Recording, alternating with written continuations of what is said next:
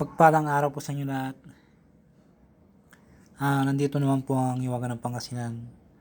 Magbabagi po na naman po ng karunungan lihim po. Saan man kayo naroon sa iba't ibang sulok ng mundo, sana ay nasa mabuti ko yung kalagayan sa araw-araw. At palagi po kayong magpakumbaba, magbigayan, at magmahalan po. At higit sa lahat po ay palagi po kayo manalangin sa Diyos ng mga kapangyarihan sa lahat para gabayan po tayo sa araw-araw, sa ating ginagawa sa araw-araw. Ilayo po tayo sa sakit, disgrasya, kapamakan sa araw-araw.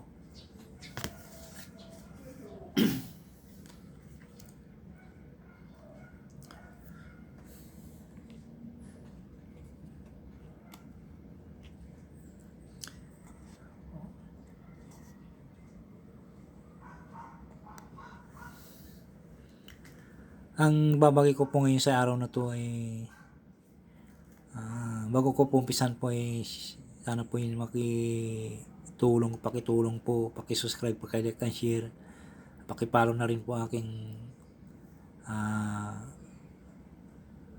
Facebook page po, Hiwaga ng Pangasinan. At tatanungin ko po napakalaking utang loob sa inyo lahat.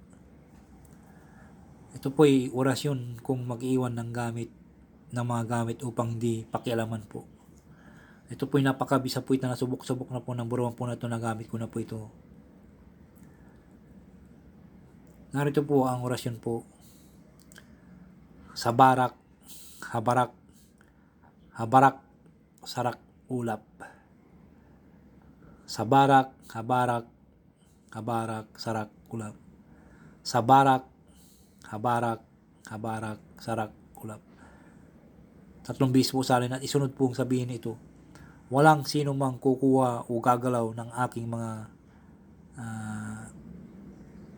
gamit na mga ito. Walang sino mang kukuha o gagalaw ng aking mga gamit na mga ito.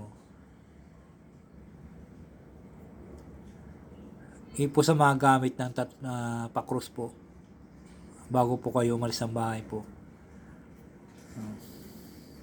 Sigurado pong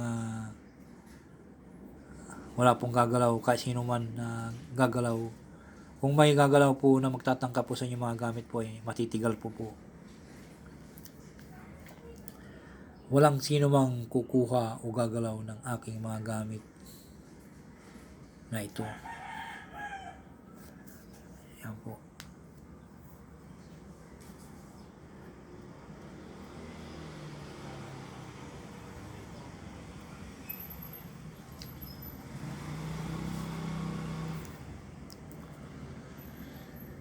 Maraming salamat po sa inyo lahat. Sana po palagi po nyong i-memorize po. May masitinais po kayo na mag-memorize po para may kaalaman po kayo. Karunungan din po para kung halimbawa po kung ano po yung gagamitin nyo po alam nyo po na po yun. At magpursige po kayong gumawa po ng libreta nyo po para magagamit po ninyo habang tumatagal po pangangailangan nyo po, para may magagamit po kayo sa araw-araw. Katulad po nito, kung halimbawa mag-iwan po kayo ng gamit, kahit subukan nyo po ito na gamitin po sa inyong kwan po. Kung halimbawa po talagang gusto nyo pong gamitin po, kung halimbawa po pumunta kayo sa party o nag-picnic po kayo sa dagat at naligo po kayo sa daglit lang po, usalin nyo po ito at ipon nyo sa inyong mga gamit po o mga kasangkapan na mga dalan po ninyo at wala pong gagalaw.